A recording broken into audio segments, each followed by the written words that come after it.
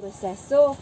Mao nang dunay duha kapag kahimo daay si Kristo man nga ang atong Dios nga sa una nagpuyo sa ikatulo nga langit, nahimo day siyang unod. Makita nato na siya sa Juan 1:14. Ingon dito nga nahimong unod ang pulong ug ni tabernakulo sa atong taliwala.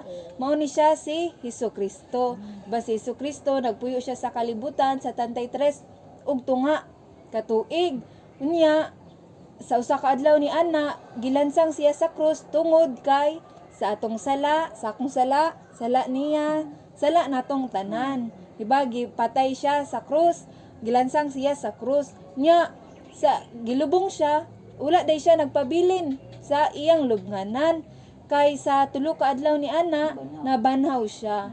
Nya, gipakita sa unang Korinto 15:45 nga ang katapusang Adam nahimong espiritu nga taghatag og kinabuhi. Sa pagkabanhaw daay sa ato ang Ginoo, nahimo day siyang espiritu nga taghatag og kinabuhi.